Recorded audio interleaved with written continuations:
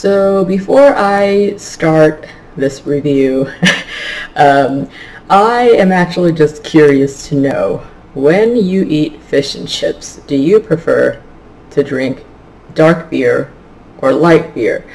The reason I'm asking that, it's not super random, I swear. I was eating fish and chips earlier that I actually made. I don't cook or anything, but like with COVID going on, I'm afraid of going out to get takeout just because I am a big germaphobe and I'm like, I don't want to go outside. So I made my own fish and chips. It was very good.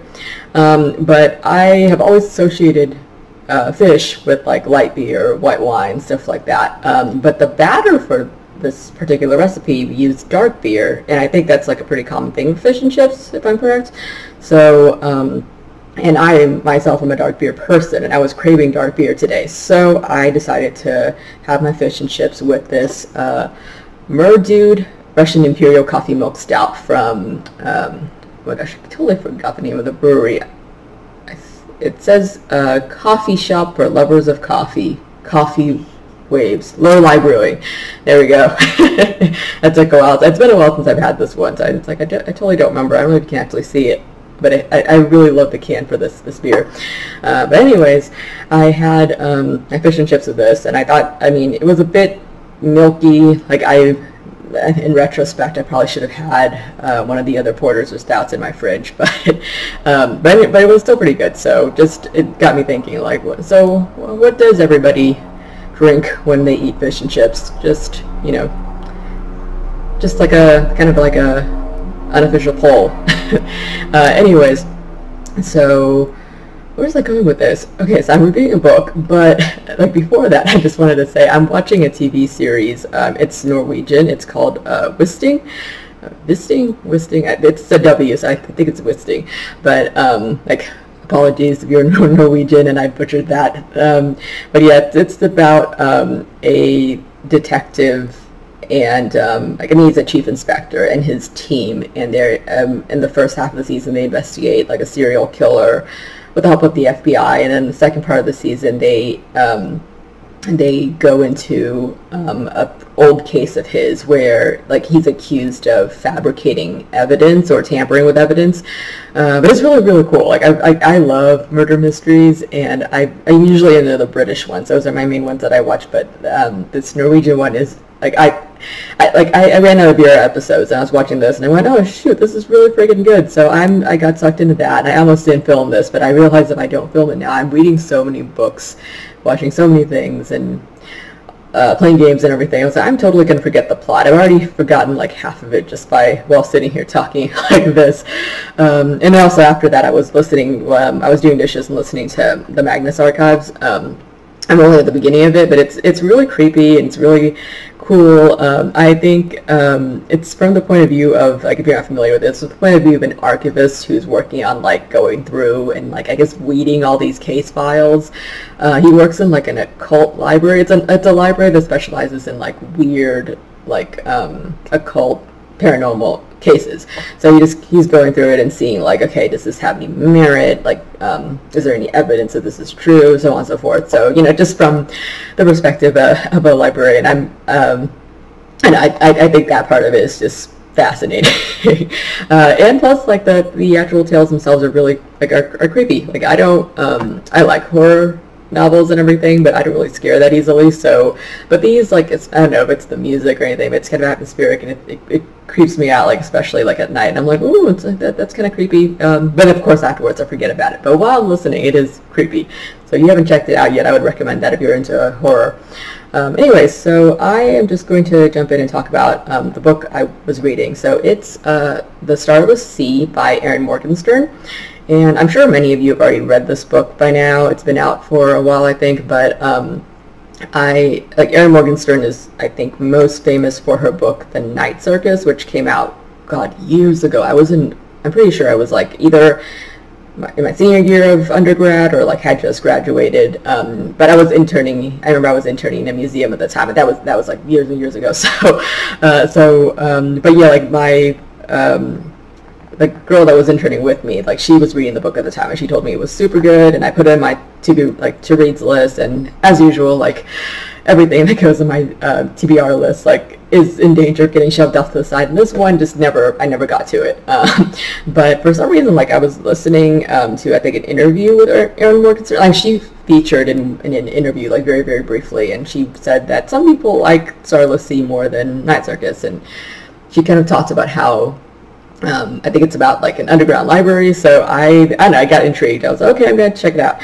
So the story, when I first started reading it, I actually thought it was a book of short stories, which I'm not very into short stories. So when I first started, I went, crap, like don't tell me it's a short story book. But at the very, very beginning, it starts out talking about like a pirate who's stuck in a prison, and he starts to, I guess, interact. Well, not really, they don't really talk, but like he interacts sort of with the girl that brings him food every day. And I mean, you can kind of guess, like it's set up sort of like almost in a fairy tale kind of way, so you kind of know where it's going. But it's like, but the book has many short snippets like that, like short stories, and they continue again, like they pick up later on in different parts. So it's almost like it's non-linear. It doesn't really go in order. Like sometimes it goes back in time, and the stories aren't like, it's not obvious at the beginning like how they're all connected to each other. But like, I was wrong. It's not a book of short stories. It's just the way I think Erin Morgenstern chose to like tell the story. It's like some of the stories are nested within other stories. So I guess, how do I start with this? Oh my god, like, okay, so if I were to pick a main character, the main character is a man. He's actually my age, but anyways, this man named Zachary Rollins. Zachary Ezra Rollins. It's a mouthful, but it's a nice name, like a storybook name. But anyways, he is a young man who is a graduate student at a university in Vermont. And at the very beginning, actually, the first time we meet him in the book, he's a little boy. So he's a little boy, he's walking in from school, and he finds like this door painted on a wall in an alleyway near his mom's house, and he chooses not to open the door because I think he doesn't want to be disappointed or something like that. But he has a big imagination. He likes to read books and all that, but like I think he just reasons himself out of it and doesn't open the door. So I think the narrator mentions at that point that it's like, we have like a omniscient narrator, like, so the narrator basically says that like that kind of changes like the course of his life, but it doesn't mean that he can't eventually find his way back to the path that he was intended to walk. But anyways, it goes like while that's going on, like it tells that story, and then they also talk about the underground library, and I think I believe, see, I've already forgotten, I have terrible memory, but I believe that's what the Starless Sea is. Like the Starless Sea is this underground like kind of area where stories are kept and guarded by like these like some of them are called guardians, or also keepers, but they're like librarians, archivists kind of, but it's like more intense than that. Like they take oaths and they're carefully selected, and you have to like pass these tests, and yeah, I think like they're basically people who just really, really like value this library above like their own lives. But yeah, anyways, so Zachary, like by the time we meet him again, he's a college student, and he's friends with this girl who she works in she's interested in video game design. So that's another thing. This book has references to video games, especially like specifically story-driven games. I'm very into story-driven games. That's like my thing. So I was super excited about that. So I don't know, like if you're not into that, maybe you'd be bored, but because it does go all over the place. And like I said, normally I'm not into like books where like random short stories appear. I'm not actually a big fan of non-linear narratives. But for some reason I made an exception with this. Like it was just interesting. Like, so anyways, like Zachary is at this he is at this university, and he hangs out in the library. Like, doesn't have friends except for this girl, so he spends a lot of time in the library, and he finds this book that doesn't show up in the catalog. Like the student worker that works in the library scans it, and it doesn't show up. And I don't know, like I said, I work in the library, like I'm a librarian myself, and if I scan a book and it doesn't show up, usually we just go, we have to attach another barcode, we have to take it back, like it's like something's wrong, like somebody fucked up somewhere. But in this case, she just gives him the book, and then after that she ends up giving him like the rest of the books. Like she tells him like, okay, this is donated by this foundation, and like if he's interested, he can go look for the other books.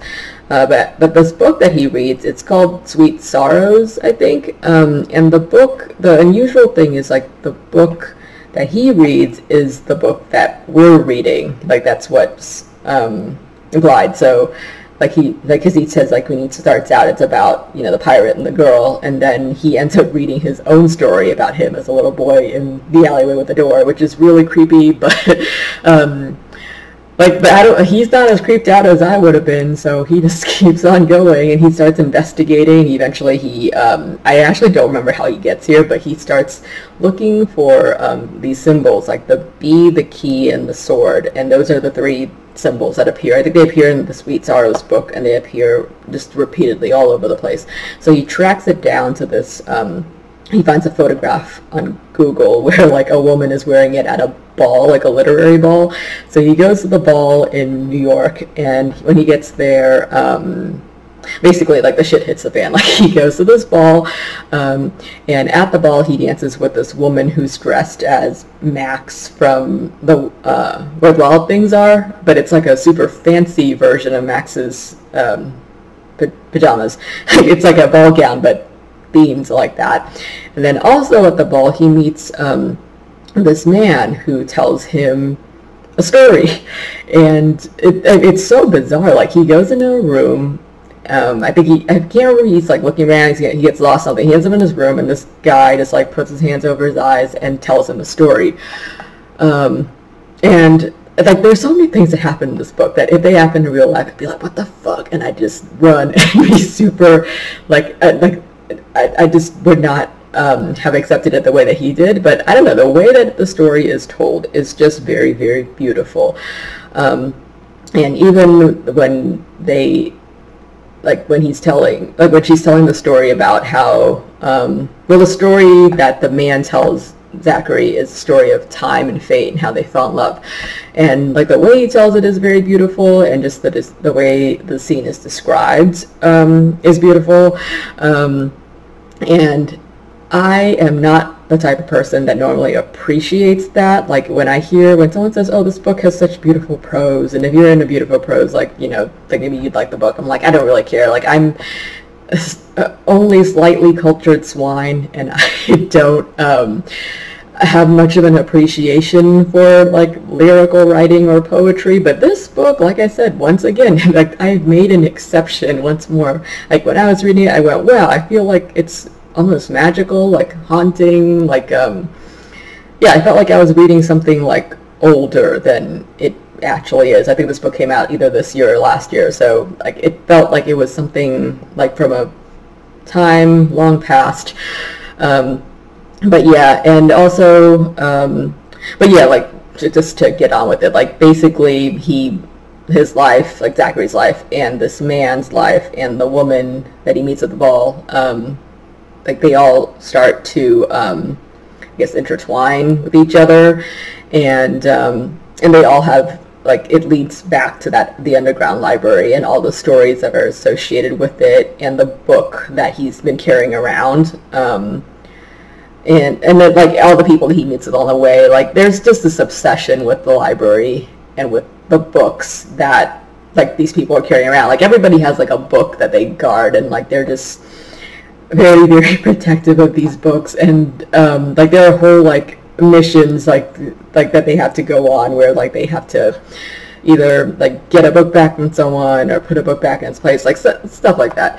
But I think this is a book for, like, I've been pitching it to my, like, kind of promoting it to my friends, like, hey, you should read this. It's a book for book lovers. Like, you like books. Like, I think you'd really appreciate this. Like, that's how I've been, like, advertising it to people. Because I really did like it. I gave it 4 out of 5 stars on Goodreads. But yeah, like, it's normally not the thing that I would be super into. Like, I like very practical, clear writing, and this writing flowed very well, I think. Like, so the nice part was, like, I feel like when you're reading it, like, you can read it super fast, like, it just like flows. That's the best way I can describe it. But yeah, like it's and I don't want to spoil it too much, but like even like the romance in there, like I like half of me is like, dude, you just met this guy and you've known each other like maybe a week, so the practical side of me is like, no, like that doesn't make any sense. Like this isn't a good idea. But the other half that's like suspending my disbelief and is like, this is a storybook. This is a kind of like a fairy tale. Like that part of me is fine with it and thinks it's you know, it's kind of a touching like storybook romance. So on that note, I'm going to go ahead and end this now because I'm just going to keep rambling on and this video is getting very long. So it's going to be a pain in the butt to process to YouTube. So I'm just going to end now and I guess go read a little bit and go to bed. All right, good night. Okay, so I lied. I turned off all my lights and then I suddenly remembered that I forgot to mention this. So the main reason I couldn't give this book 5 stars, like I really debated it, but I decided not to in the end, is because while I was reading the book, like I mentioned, like there are stories that appear, like shorter stories are nested within like the main story. Anyways, I did enjoy them, but at the same time, like while I was reading the main plot, like involving Zachary, the man he meets, and the woman he meets, like there's that main story that just is always in the background and is, I guess, more important like than the other ones.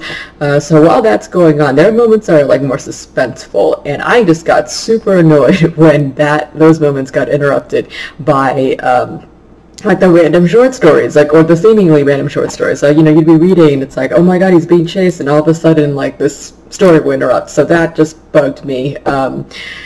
And I mean, by the time I finished it, I was more okay with it, but then, like, while I was reading, I went, oh my god, just let me read the story. So, yeah, like, just wanted to add that point on, but, you know, like, hopefully you like the book. I have seen, like, many mixed reviews. Some people love it, some people hate it, some people were just, like, I think it was other book lovers that were expecting to love it, and they didn't, and were disappointed, and I didn't know what to expect, and ended up liking it. So, you know, who knows, like, I'd say check it out and decide on your own whether you like it or not. So, anyways, now I'm actually going for reals. Good night.